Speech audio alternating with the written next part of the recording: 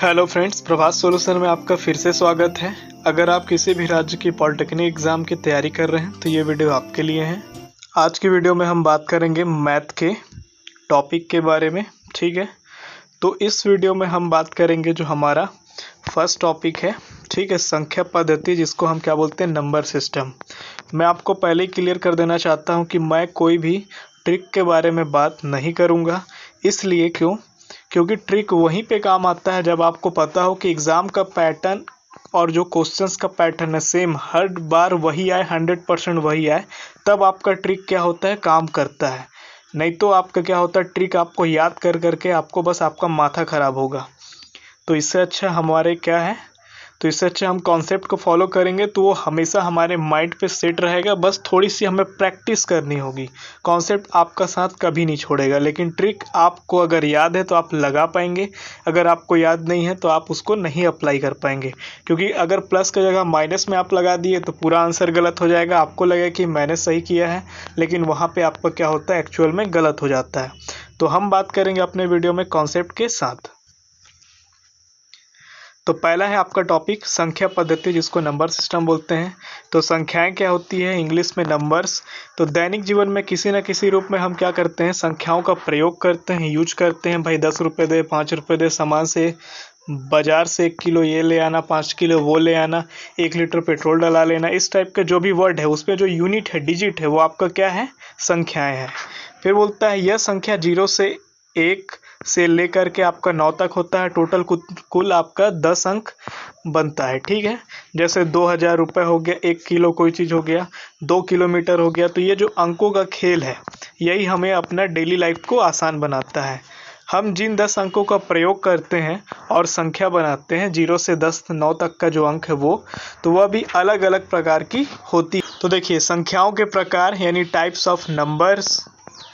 तो पहला आता है आपका प्राकृत संख्या, जो रोज़मर्रा के जीवन में गणना करने का काम आता है, वो क्या कहलाता है, प्राकृत संख्या कहलाता है। इसको कैपिटल एन से डिनोट करते हैं। 1 2 3 4 5 6 7, आप जो भी गिनती आप यूज करते हैं वो प्राकृत संख्या कहलाता है। दूसरा नंबर पे आता है पूर्ण संख्या। पूर्ण संख्या में क्या होता है, प्राकृत संख्या में अगर आप 0 को शामिल कर दें, लिखता है प्राकृत संख्या और उसमें शामिल शून्य पूर्ण संख्या कहलाता है। इसको W से डिनोट करते हैं। जब आप प्राकृत संख्या में एक 0 और लगा देते हैं, ऐड कर देते हैं, तो वो पूर्ण संख्या बन जाता है। जैसे देखिए यहाँ पे 0 1 2 डैश डैश आगे ये अनंत तक जाता है। फिर आता है आपका पूर्णांक संख्या। पूर्णांक संख्या क्या होता है, 0 के साथ सभी धनात्मक और ऋणात्मक संख्या, मतलब -1 -2 -3, फिर 0 +1 +2 +3, इस तरह से पॉजिटिव और निगेटिव दोनों प्रकार के नंबर संख्या को आप ऐड कर लेते हैं तो वो पूर्णांक संख्या कहलाता है। फिर आपका आता है सम संख्या, जो प्राकृत संख्या 2 से पूरी तरीके से विभाजित हो जाता है। मतलब वैसे प्राकृत संख्या जो 2 से भाग देने पर पूरी तरीके से कट जाता है, कुछ नहीं बचता है शेषफल में, वो आपका सम संख्या कहलाते हैं। इसको कैपिटल ई से डिनोट करते हैं। तो 2 हो गया, 4 हो गया, 6 हो गया, 8 हो गया, 10 12, इस टाइप के जितने भी अंक आपको मिलेगा वो सम संख्या के उदाहरण है। अगला है हमारे पास विषम संख्या। वह सभी प्राकृत संख्या जो 2 से पूरी तरीके से विभाजित ना हो, मतलब 2 से जो भी विभाजित नहीं होता है वो आपका क्या कहला जाएगा, विषम संख्या। इसको हम O से डिनोट करते हैं। 1 2 से डिवाइड नहीं होगा, 3 नहीं होगा, 5 नहीं होगा, 7 नहीं होगा, 9 नहीं होगा, 11 नहीं होगा। इस तरह के अंक जो होगा आपका विषम संख्या कहलाएगा। आपको ये सब को ध्यान में रखना है। क्योंकि ये सब चीज़ें क्या है, अपने आप में एक एक क्वेश्चंस है। यहीं से मैथ के क्वेश्चंस बनेंगे, यहीं से कॉन्सेप्ट से आपके क्वेश्चंस बनेंगे, और कहीं बाहर से आपको कुछ नहीं मिलेगा। फिर देखिए अगला है भाज्य संख्या। भाज्य संख्या क्या कहलाता है, एक के अलावा किसी और से पूरी तरह विभाजित होता है तो वह भाज्य संख्या कहलाता है। मतलब एक से तो डिवाइड होगा और 2-3 और संख्या से अगर डिवाइड वो हो जाता है तो वह भाज्य संख्या कहलाता है। इसको C से डिनोट करते हैं। जैसे यहाँ पे एग्जांपल है, 4 है, 6 है, 8। 4 1 से भी जाएगा 4 बार में, 4 2 से भी जाएगा और 4 4 से भी जाएगा। इसी तरह 6 1 से भी जाएगा, 2 से भी जाएगा, 3 से भी जाएगा और 6 से भी जाएगा। तो इस तरह के संख्या को हम क्या बोलेंगे, भाज्य संख्या। फिर है आपका अभाज्य संख्या, तो ये लिखता है एक और स्वयं के अलावा किसी से पूर्णतः विभाजित न हो, तो ऐसे संख्या को अभाज्य संख्या कहलाता है। मतलब वो केवल एक से विभाजित होगा और अंक वो जितना है केवल उसी से विभाजित होगा, किसी और से नहीं, पूर्णतः नहीं विभाजित होगा। दशमलव में आ सकता है, तो दशमलव वाला यहाँ पे कोई खेल मान्य नहीं होता है, तो आपको ये ध्यान रखना है। तो देखिए अभाज्य संख्या को पी से डिनोट करते हैं, कैपिटल पी से। तो देखिए 2 हो गया, 3 हो गया, 5 हो गया, 7 हो गया। 2 या तो 1 से विभाजित होगा या अपने आप केवल 2 से विभाजित होगा। 3 जो आपका है वो 1 से विभाजित होगा और अपने आप स्वयं से 3 से विभाजित होगा। इसी तरह 5 भी है, 1 से विभाजित होगा पूरी तरीके से और फिर 5 से विभाजित होगा। बीच में और किसी से आप अगर विभाजित करेंगे तो वो दशमलव में आ जाएगा, पॉइंट में आ जाएगा, जो कि आपका सही नहीं होगा। आपको पूर्णतः विभाजित करना है, किसी प्रकार का पॉइंट वगैरह नहीं आना चाहिए। अगला है आपका परिमेय संख्या। तो परिमेय संख्या क्या है? तो p/q के रूप वाली संख्याएं परिमेय संख्या कहलाती है। ये जो बटे में आपका q है ये कभी भी आपको शून्य नहीं होना चाहिए, ज़ीरो नहीं होना चाहिए, ठीक है। तो देखिए इसको r से डिनोट करते हैं, कैपिटल R से। 7 हो सकता है, -2 हो सकता है, 7/6 हो सकता है, 0 हो सकता है। तो इस तरह के जो भी अंक आपके होंगे वो परिमेय संख्या एक कहलाएगा। फिर है आपका अपरिमेय संख्या। अपरिमेय संख्या क्या है? तो जिसे p/q के रूप में नहीं लिख सकते वो क्या कहलाता है? अपरिमेय संख्या कहलाता है। तो इसको डिनोट करते हैं IR से। तो √2, √3, √5। इसको अगर आप सॉल्व करेंगे तो क्या आएगा? दशमलव में पॉइंट आएगा, ठीक है। पॉइंट में आपकी वैल्यू आएगी, तो दशमलव में वैल्यू आने के कारण क्या होता है? ये अपरिमेय संख्या हो जाता है, p/q के फॉर्म में नहीं जा पाता है। फिर अगला है आपका वास्तविक संख्या। वास्तविक संख्या क्या कहलाता है? अपरिमेय और परिमेय दोनों प्रकार की संख्या को जब हम ऐड कर देते हैं, एक साथ ले आते हैं, तो उस प्रकार से जो नया संख्या बनेगा वो वास्तविक संख्या कहलाता है। इसको हम RE से डिनोट करते हैं। तो एग्जाम्पल अगर आप लेंगे तो √2, √3, 7, -2, 7/5, इस टाइप के जो एग्जाम्पल हैं वास्तविक संख्या के एग्जाम्पल होंगे। अगला पॉइंट है भाज्यता की जांच, टेस्ट ऑफ डिवाइजिबिलिटी। मतलब कौन किससे डिवाइड होगा और होगा तो क्या नियम है, किस नियम को वो फॉलो करके हमको समझना है और अपने क्वेश्चंस को अप्लाई करना है वहाँ पे। तो देखिए 2 से भाग जाने वाली जितनी संख्या है तो उसके लिए 2 से भाजक, मतलब 2 से कौन कौन भाग जाएगा? तो बोलता है संख्या के अंतिम अंक पर शून्य हो। लास्ट में जो डिजिट होगा अंक के लास्ट में या तो शून्य हो या सम संख्या हो, तो वो संख्या 2 से पूरी तरीके से भाग जाएगी। तो एग्जाम्पल आपका 2, 4, 478, 564, इस टाइप की जो संख्या आपको मिल रहा है, यहाँ पे 0 भी है, तो ये आपका 2 से भाग जाएगा। फिर आपका बोलता है 3 से भाजक, यानी 3 से कौन भाग जाएगा वो? तो संख्या के सभी अंकों का जोड़ 3 से भाग चला जाए तो वह 3 से भाग जाता है। कहने का मतलब आपका क्या 27 दिया है, 27 के संख्या में 2 और 7 आता है। अगर आप इन दोनों को जोड़ते हैं तो 2 + 7 करेंगे तो आपका होगा 9, और 9 जो है वो आपका 3 से डिवाइड हो जाता है, इस प्रकार ये जाएगा। फिर आपका दिया 864, 864 को अगर आप जोड़ेंगे तो 8 और 6 आपका 14 हो गया, प्लस उसमें 4 और जोड़ेंगे तो 18 हो गया, और 18 आपका क्या होगा? 3 से भाग जाएगा। इसी प्रकार आपका 72। तो इस तरह से आपको 3 से जब भाग देना है तो आपको ये चेक करना होगा। अगला है 4 से भाग। तो 4 से कौन सी संख्या भाग जाती है? 4 का भाजक जो है वो देखना है। यदि दी गई संख्या का इकाई व दहाई अंकों द्वारा बनी संख्या 4 से विभाजित है तो वह संख्या 4 से विभाजित होगी। कहने का मतलब क्या है कि कोई भी अंक है उसके इकाई अंक पे, जैसे यहाँ पे 420 है तो 0 इकाई अंक पे है और 2 आपका दहाई अंक पर है, ठीक है। तो 20 आपका इकाई और दहाई मिलकर के बन गया। तो ये जो 20 अगर 4 से डिवाइड हो रहा है तो आपका ये पूरा 420 जाएगा, डिवाइड होगा। उसी प्रकार आप 240 को देखिए तो 0 आपका इकाई अंक पे है और 4 आपका दहाई अंक पर है। तो ये जो 40 आपका इकाई और दहाई मिलकर के बना, ये अगर 4 से कटेगा तो 10 बार में कट जाएगा 40। तो जब कटेगा तो ये 240 भी पूरी तरीके से कटेगा। तो ये कॉन्सेप्ट है 4 के मामले में। आगे बढ़ते हैं। 5 से जो भाग जाता है तो 5 से भाज्य, तो कौन सी संख्या, संख्या के अंतिम में या तो 0 हो या फिर 5 हो। कोई भी आप अंक ले लीजिए, अगर उसके लास्ट में 0 आता है या 5 आता है तो आप आंख मूंद करके 5 से डिवाइड करेंगे। फिर है आपका 6 से भाज्य, तो 6 से कौन सा जाएगा, यदि दी गई संख्या 2 और 3 से पूर्णतः विभाजित हो जाती है तो वह संख्या 6 से विभाजित होगी। ठीक है, अगर आप किसी अंक को कर रहे हैं विभाजित 2 से और 3 से, दोनों से अगर कट गया तो वो 6 से भी वो कटेगा, भाग जाएगा।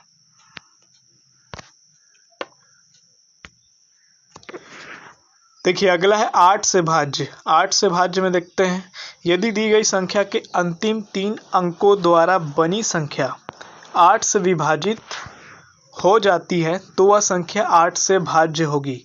क्या इसका मतलब है, कहने का मतलब ये है कि अगर आपके पास 3 अंक का, 4 अंक का, 5 अंक का कोई भी अगर डिजिट है, लास्ट के 3 अंक अगर आपका 8 से अगर कट जाता है, पूरी तरीके से जाता है, आपको ये चेक करना है, तो वो संख्या पूरी की पूरी 8 से विभाजित होगी।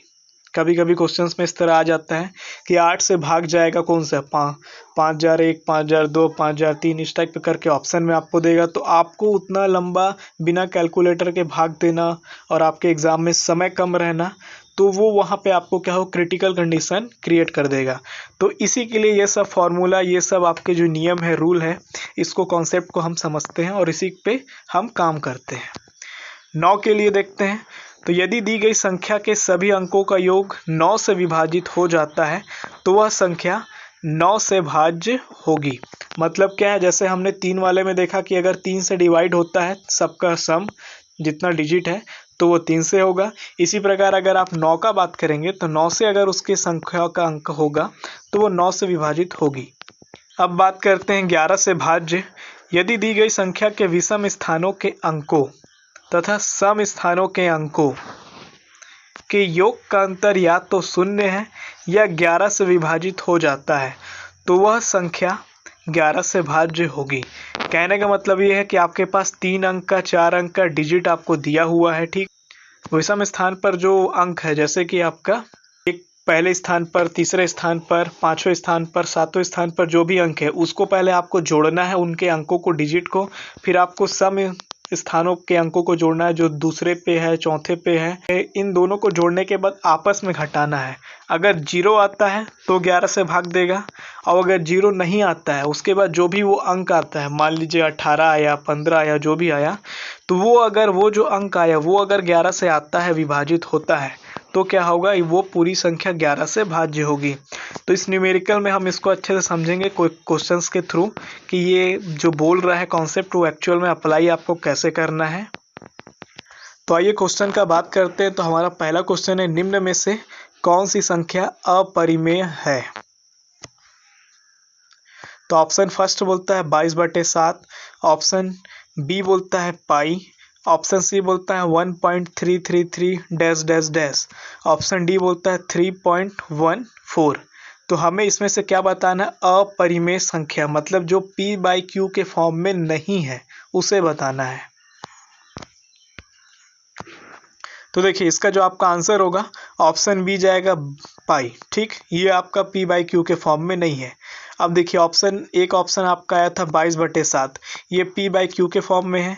फिर दूसरा ऑप्शन था आपका 1.33, तो इसको अगर आप p/q के फॉर्म में लिखेंगे तो 133/100 लिखाता है।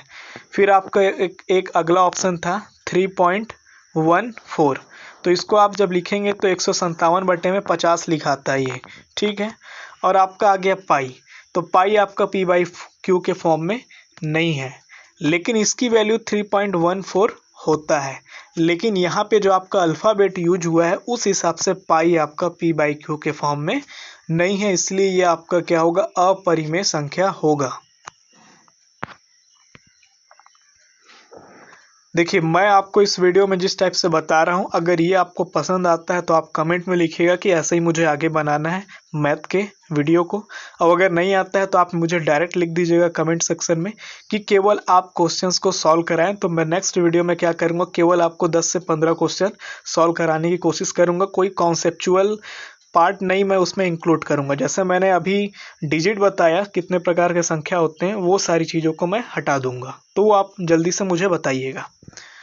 तो देखिए इसमें क्या है, क्वेश्चन नंबर सेकंड में निम्न में से कौन सी संख्या परिमेय संख्या है। तो परिमेय अब बोला p/q के फॉर्म में, ठीक है। तो ऑप्शन ए बोलता है √4, ऑप्शन बी बोलता है √3, ऑप्शन सी बोलता है 2 + √3, या ऑप्शन डी 5 × √3। तो देखिए इसका जो आपका आंसर होगा ऑप्शन ए हो जाएगा √4। अब ये कैसे हुआ, तो √4 को हम कैसे लिख सकते हैं, तो रूट के अंदर 2 × 2 होता है, तो जब ये 2 का पेयर बनाता है तो क्या होता है, 2 बाहर निकल जाता है, तो ये 2 बना, और इस 2 को हम क्या लिख सकते हैं, 2/1। 2/1 का मतलब क्या हो गया, p/q के फॉर्म में। लेकिन देखिए √3 जो है वो आपका दशमलव में चल दिया 1.73। उसी प्रकार 2 + √3 जो है वो भी आपका सॉल्व करेंगे तो दशमलव में आएगा 3.73। 5√3 जो आपका हो गया वो भी आपका दशमलव में आएगा 8.66। तो इस प्रकार से ये जो तीनों ऑप्शन है ये आपका परिमेय संख्या नहीं बनेगा, केवल फर्स्ट ऑप्शन जो आपका दिया हुआ है √4 वो आपका जाएगा। तो जो पूरी तरीके से रूट से बाहर आ जाएगा वो संख्या परिमेय संख्या होगी, ये आपको बस इतना ध्यान रखना है। अगला क्वेश्चन है प्रथम 40 प्राकृत संख्याओं का योग कितना है। इस तरह के क्वेश्चंस आपके आते हैं और आए हुए हैं। तो ऑप्शन फर्स्ट बोलता है 400, ऑप्शन बी बोलता है 340, ऑप्शन सी बोलता है 560, या ऑप्शन डी 820। तो देखिए इसका जो आपका आंसर होगा ऑप्शन डी होगा 820। कैसे हुआ, तो कुछ बात कर लेते हैं। प्रथम n संख्याओं का योग जो होता है उसका फॉर्मूला होता है n कोष्टक में n + 1/2। तो n के जगह में हमको क्या रखना है 40, तो हमने रख दिया 40। n + 1 के जगह में 40 + 1 अपॉन में 2। जब आप इसको पूरा सॉल्व करेंगे तो 820 आ जाएगा। अगला क्वेश्चन आपको मिलेगा 50 से 90 के बीच सभी अभाज्य संख्याओं का योग कितना है। अभाज्य संख्याएं मतलब वो जो केवल 1 से डिवाइड होगा और अपने आप अपने स्वयं से होगा, किसी और तीसरे से जो डिवाइड ना हो वो अभाज्य संख्या होगा, जो हमने अभी आप पिछले ही टॉपिक में अभी बात किया था। तो ऑप्शन पहला बोलता है ए नंबर 300 होगा, ऑप्शन बी बोलता है 200 होगा, ऑप्शन सी बोलता है 290 होगा, या ऑप्शन डी 635 होगा। तो देखिए इसका जो आपका आंसर होगा डी नंबर जाएगा 635।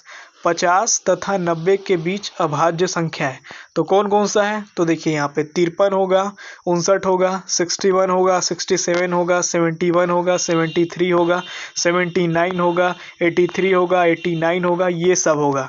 तो इन सब का ऐड जब हम करेंगे तो 53 + 59 + 61 + 67 + 71 + 73 + 79 + 83 + 89, तो पूरा करने के बाद टोटल आता है 635 635। अब बात आपका सवाल आ रहा होगा कि हमने 50 क्यों नहीं लिया। देखिए 50 यहाँ पे क्या अभाज्य संख्या नहीं है, ये 2 से भी डिवाइड हो रहा है, 5 से भी होता है, 10 से भी होगा और 25 से भी होगा। क्यों, क्योंकि ये भाज्य संख्या है, अभाज्य नहीं है। अभाज्य मतलब या तो वो अपना 1 से जाए, नंबर 1 से जाए, या फिर वो अपने अंक से खुद से हो जाए। तो जो 53 है वो 1 से जाएगा और 53 खुद 53 से जाएगा, किसी और चीज़ से नहीं जाएगा। तो उस प्रकार की संख्याएं अभाज्य संख्याओं की श्रेणी में आती है। तो 51 क्यों नहीं लिए, तो ये 1 से जाएगा और 17 से जाएगा, ठीक है। 55 क्यों नहीं लिए, क्यों 1 से भी जाएगा, 5 से भी जाएगा, 11 से भी जाएगा। इसी प्रकार जितना भी डिजिट जो छूट रहा है वो इस तरह से हमने क्यों नहीं लिया, तो यहाँ पे आपको मैं एग्जाम्पल थोड़ा सा दिया हूँ, ये आप देख सकते हैं। अगला क्वेश्चन है 5 3 3 2 6 2 4 निम्न में से किस संख्या से विभाजित होता है। मतलब इतनी बड़ी डिजिट को आपको क्या करना है, पूरी तरीके से भाग देना है, और वो पूरी तरीके से भाग हो जाए वैसा कौन सा अंक है ऑप्शन में पूछता है। तो ए नंबर बोलता है 8 है, बी नंबर बोलता है 11 है, सी नंबर बोलता है 4 है, या डी नंबर इन तीनों से पूरी तरीके से विभाजित होगा। तो देखिए इसका जो आपका आंसर होगा डी नंबर जाएगा, इन तीनों से विभाजित होगा। अब बात कर लेते हैं कैसे हो रहा है, तो आपको मैं समझाने की कोशिश करता हूं। यदि दी गई संख्या का इकाई व दहाई अंकों द्वारा बनी संख्या 4 से विभाजित है तो वह संख्या 4 से विभाजित होगी। कहने का मतलब इकाई अंक पे 4 है, दहाई अंक पर 2 है। ये दोनों संख्या 4 से विभाजित होगा, बिल्कुल होगा, क्योंकि 24 है। ये आपको रेड पोर्शन में दिख रहा होगा। तो 24 जा रहा है तो ये 4 से भी जाएगा। अगला बात करते हैं, यदि दी गई संख्या के अंतिम 3 अंकों द्वारा बनी संख्या 8 से विभाजित हो जाती है तो वह संख्या 8 से भाज्य होगी। तो 3 अंक को ले लेते हैं, तो 624 हो गया। तो 624 8 से जाएगा, बिल्कुल जाएगा ये, ठीक है। तो इस प्रकार से क्या होगा, ये पूरा अंक भी आपका 8 से विभाजित होगा। फिर आपका बोलता है, यदि दी गई संख्या के विषम स्थानों के अंकों तथा सम स्थानों के अंकों के योग का अंतर या तो 0 है या 11 से विभाजित हो जाता है तो वह संख्या 11 से भाज्य होगी। तो इसको हम चेक करते हैं। तो देखिए 5 3 3 2 6 2 4, सबसे पहले विषम को निकालते हैं। तो 5 हो गया, फिर ये वाला 3 हो गया, फिर ये वाला 6 हो गया और फिर ये वाला 4 हो गया। क्यों? क्योंकि ये पहले नंबर पे है, ये तीसरे नंबर पे है, ये 5वें नंबर पे और ये 7वें नंबर पे। तो पहला, तीसरा, 5वां और 7वें नंबर पे जब आप इसको 5 3 6 और 4 को जोड़ेंगे तो 18 आएगा। इसी प्रकार सम को करते हैं। तो दूसरे नंबर पे 3 तो ये 3, चौथे नंबर पे 2 तो ये 2, फिर आपका 6वें नंबर पे ये 2 तो ये 2, इसको जोड़ेंगे आप तो कितना हो जाएगा, 7 होगा। अब आपको बोलता है क्या है, दोनों को आपस में घटाना, इनका अंतर लेना है। तो 18 माइनस 7, तो ये यहाँ पे हमने किया 18 माइनस 7। तो यहाँ पे बोलता है या तो 0 आए या तो 11 से भाग जाने वाला कोई अंक आए। तो 0 तो आया नहीं, क्या आ गया, 11 से भाग जाने वाला अंक आया जो कि खुद एक 11 है। तो जब आप 11 से 11 डिवाइड करते हैं तो पूरी तरीके से कट रहा है। तो ये भी जो आपका अंक ये दिया है ये पूरी तरीके से 11 से विभाजित होगा।